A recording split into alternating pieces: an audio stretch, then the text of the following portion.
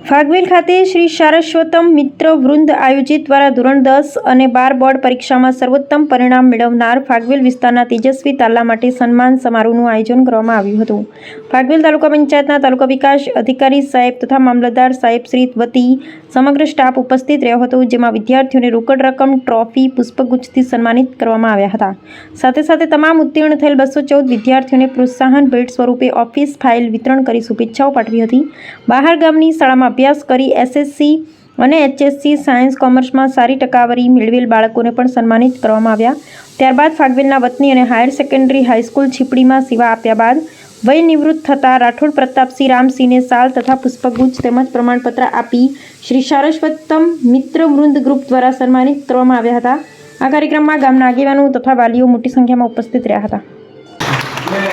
મારી ઈચ્છા એવી છે કે આજે સારસ્વત વૃંદ દ્વારા જે આ કામગીરી કરવામાં આવે છે એ તો અતિ પ્રશંસનીય છે, કારણ કે બાળકોને તો જ પ્રોત્સાહન મળે. આપણે એને તેજસ્વી તારલાઓને સન્માનિત કરીએ તો એકબીજા બાળકોમાં હરીફાઈ કરવાની ભાવના જન્મે કે નહીં ભાઈ આ બાળકને આ વખતે મને આને ઇનામ આ મળ્યું હતું તો મને શા માટે ન મળે, એવી એક કોમ્પિટિશન થાય અને દરેક વાલીને પણ એવું થાય કે મારા બાળકને સ્ટેજ ઉપર બોલાવે અને મારા બાળકનું પણ સન્માન થાય.